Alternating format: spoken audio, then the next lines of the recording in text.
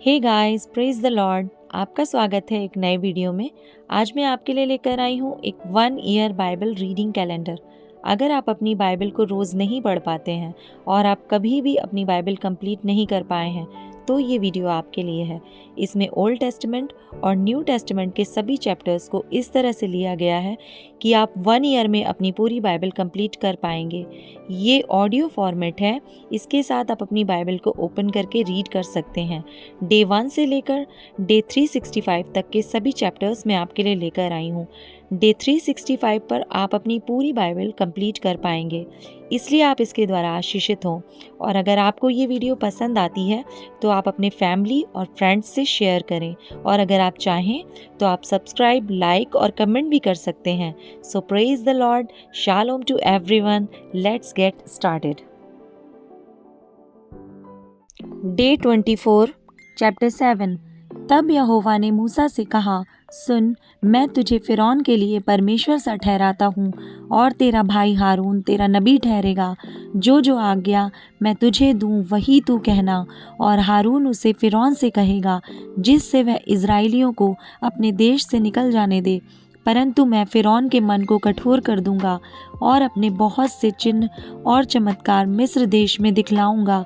तो भी फ़िरौन तुम्हारी ना सुनेगा, और मैं मिस्र देश पर अपना हाथ बढ़ाकर मिस्रियों को भारी दंड देकर अपनी सेना अर्थात अपनी इज़राइली प्रजा को मिस्र देश से निकाल लूँगा।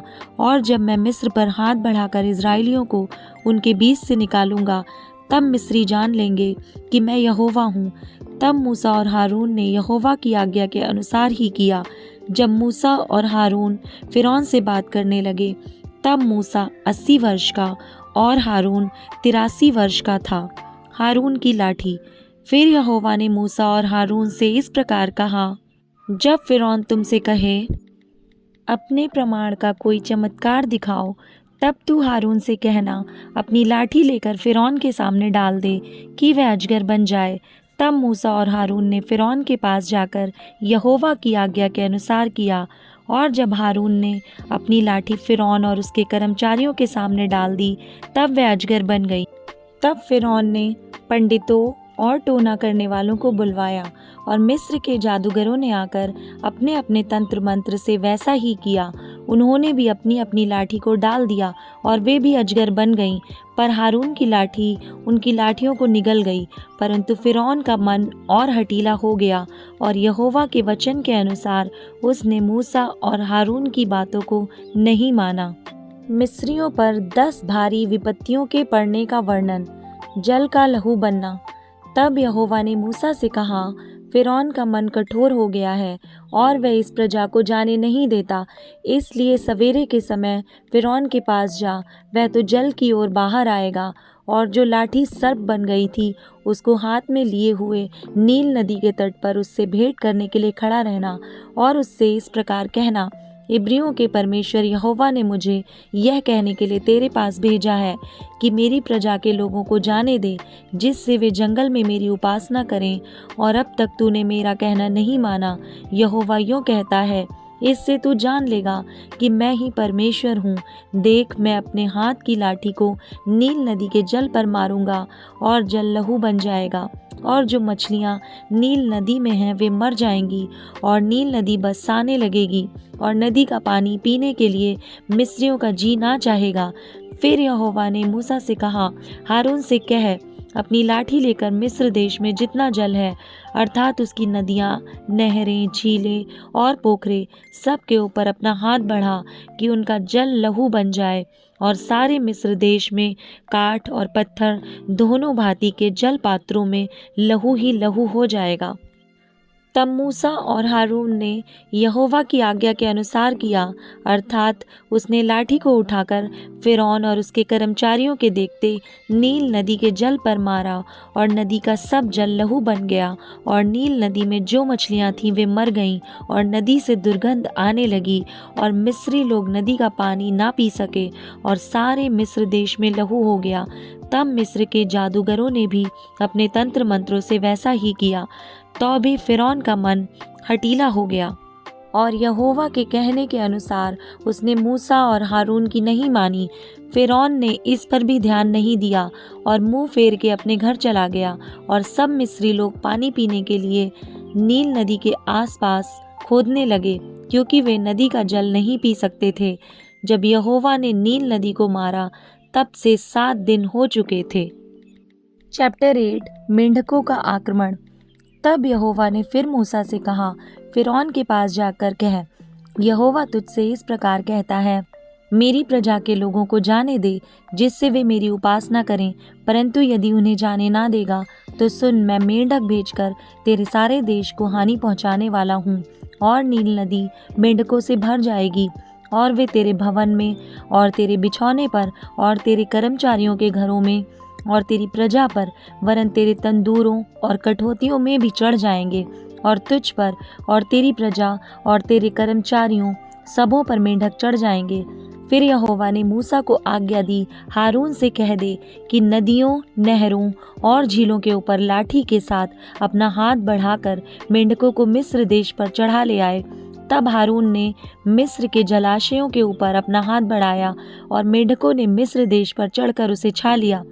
और जादूगर भी अपने तंत्र मंत्रों से उसी प्रकार मिस्र देश पर मेंढक चढ़ा ले आए।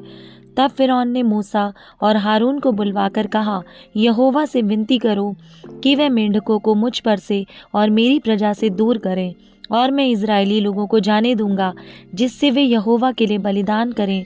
तब मूसा ने फ़िरौन से कहा, इतनी बात के लिए तू मुझे आदेश दे।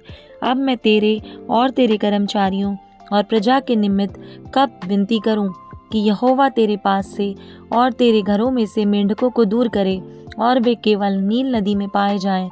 उसने कहा, कल। उसने कहा, तेरे वचन के अनुसार होगा, जिससे तुझे यह ज्ञात हो जाए कि हमारे परमेश्वर यहोवा के तुल्य कोई दूसरा नहीं है। और मेंढक तेरे पास से और तेरे घरों में से और तेरे कर्मचारियों और प्रजा के पास से दूर होकर केवल नदी में रहेंगे। तब मूसा और हारून फ़िरौन के पास से निकल गए, और मूसा ने उन मेंढकों के विषय यहोवा की दुहाई दी, जो उसने फ़िरौन पर भेजे थे। और यहोवा ने मूसा के कहने के अनुसार किया, और मेंढक घरों, आंगनों और खेतों में मर गए, और लोगों ने इकट्ठा करके उनके ढेर लगा दिए, और सारा देश दुर्गंध से भर गया। परंतु जब फ़िरौन ने देखा कि अब आराम मिला है, तब यहोवा के कहने के अनुसार उसने फिर अपने मन को कठोर किया और उनकी ना सुनी। कुटकियों के झुंड। फिर यहोवा ने मूसा से कहा, हारून को आज्ञा दे, अपनी लाठी बढ़ाकर भूमि की धूल पर मारे, जिससे वह मिस्र देश भर में कुटकियां बन जाएं। और उन्होंने वैसा ही किया, अर्थात हारून ने लाठी को ले हाथ बढ़ाकर भूमि की धूल पर मारा। तब मनुष्य और पशु दोनों पर कुटकियां हो गईं, वरन सारे मिस्र देश में भूमि की धूल कुटकियां बन गईं। तब जादूगरों ने चाहा कि अपने तंत्र मंत्रों के बल से हम भी कुटकियां ले आएं, परंतु यह उनसे ना हो सका। इस प्रकार मनुष्यों और पशुओं दोनों पर कुटकियां बनी ही रहीं। तब जादूगरों ने फ़िरौन से कहा, यह तो परमेश्वर के हाथ का काम है। तो भी यहोवा के कहने के अनुसार फ़िरौन का मन कठोर होता गया, और उसने मूसा और हारून की बात ना मानी। डांसों का झुंड। फिर यहोवा ने मूसा से कहा, सवेरे उठकर फ़िरौन के सामने खड़ा होना, वह तो जल की ओर आएगा, और उससे कहना, यहोवा तुझसे यह कहता है, मेरी प्रजा के लोगों को जाने दे कि वे मेरी उपासना करें। यदि तू मेरी प्रजा को ना जाने देगा, तो सुन, मैं तुझ पर और तेरे कर्मचारियों और तेरी प्रजा पर और तेरे घरों में झुंड के झुंड डांस भेजूंगा, और मिस्रियों के घर और उनके रहने की भूमि भी डांसों से भर जाएगी। उस दिन मैं गोशेन देश को, जिसमें मेरी प्रजा रहती है, अलग करूंगा, और उसमें डांसों के झुंड ना होंगे, जिससे तू जान ले कि पृथ्वी के बीच मैं ही यहोवा हूँ। और मैं अपनी प्रजा और तेरी प्रजा में अंतर ठहराऊंगा। यह चिन्ह कल होगा।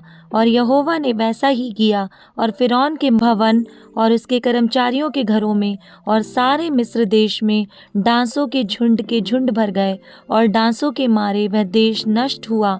तब फ़िरौन ने मूसा और हारून को बुलवा कर कहा, तुम जाकर अपने परमेश्वर के लिए इसी देश में बलिदान करो। मूसा ने कहा, ऐसा करना उचित नहीं, क्योंकि हम अपने परमेश्वर यहोवा के लिए मिस्रियों की घृणित वस्तु बलिदान करेंगे, और यदि हम मिस्रियों के देखते उनकी घृणित वस्तु बलिदान करें तो क्या वे हम पर पथराव ना करेंगे? हम जंगल में 3 दिन के मार्ग पर जाकर अपने परमेश्वर यहोवा के लिए जैसा वे हमसे कहेगा वैसा ही बलिदान करेंगे।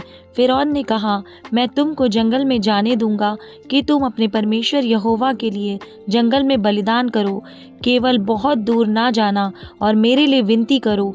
तब मूसा ने कहा, सुन, मैं तेरे पास से बाहर जाकर यहोवा से विनती करूंगा कि डांसों के झुंड तेरे और तेरे कर्मचारियों और प्रजा के पास से कल ही दूर हों। पर फिरौन आगे को कपट करके हमें यहोवा के लिए बलिदान करने को जाने देने के लिए मना ना करे। अतः मूसा ने फिरौन के पास से बाहर जाकर यहोवा से विनती की, और यहोवा ने मूसा के कहे के अनुसार डांसों के झुंड को फिरौन और उसके कर्मचारियों और उसकी प्रजा से दूर किया, यहाँ तक कि एक भी ना रहा। तब फिरौन ने इस बार भी अपने मन को कठोर किया और उन लोगों को जाने ना दिया। मैथ्यू चैप्टर 17, यीशु का रूपांतर। 6 दिन के बाद यीशु ने पतरस और याकूब और उसके भाई यूहन्ना को साथ लिया और उन्हें एकांत में किसी ऊंचे पहाड़ पर ले गया। वहां उनके सामने उसका रूपांतर हुआ और उसका मुंह सूर्य के समान चमका और उसका वस्त्र ज्योति के समान उजला हो गया। और मूसा और एलिया उसके साथ बातें करते हुए उन्हें दिखाई दिए। इस पर पतरस ने यीशु से कहा, हे प्रभु, हमारा यहाँ रहना अच्छा है। यदि तेरी इच्छा हो तो मैं यहाँ 3 मंडप बनाऊं, एक तेरे लिए, एक मूसा के लिए और एक एलिया के लिए। वह बोल ही रहा था कि एक उजले बादल ने उन्हें छा लिया और उस बादल में से यह शब्द निकला, ये मेरा प्रिय पुत्र है जिससे मैं प्रसन्न हूँ, इसकी सुनो। चेले यह सुनकर मुंह के बल गिर गए और अत्यंत डर गए। यीशु ने पास आकर उन्हें छुआ और कहा, उठो, डरो मत। तब उन्होंने अपनी आंखें उठाईं और यीशु को छोड़ और किसी को ना देखा। जब वे पहाड़ से उतर रहे थे तब यीशु ने उन्हें आज्ञा दी, जब तक मनुष्य का पुत्र मरे हुओं में से जी ना उठे तब तक जो कुछ तुमने देखा है किसी से ना कहना। इस पर उसके चेलों ने उससे पूछा, फिर शास्त्री क्यों कहते हैं कि एलिया का पहले आना अवश्य है? उसने उत्तर दिया, एलिया अवश्य आएगा और सब कुछ सुधारेगा। परंतु मैं तुमसे कहता हूँ कि एलिया आ चुका है और लोगों ने उसे नहीं पहचाना, परंतु जैसा चाहा वैसा ही उसके साथ किया। इसी रीति से मनुष्य का पुत्र भी उनके हाथ से दुख उठाएगा। तब चेलों ने समझा कि उसने हमसे यूहन्ना बपतिस्मा देने वाले के विषय में कहा है। दुष्ट आत्मा ग्रस्त बालक को चंगा करना। जब वे भीड़ के पास पहुंचे तो एक मनुष्य उसके पास आया और घुटने टेक कर कहने लगा, हे प्रभु, मेरे पुत्र पर दया कर, क्योंकि उसको मिर्गी आती है और वह बहुत दुख उठाता है और बार बार आग में और बार बार पानी में गिर पड़ता है। मैं उसको तेरे चेलों के पास लाया था, पर वे उसे अच्छा नहीं कर सके।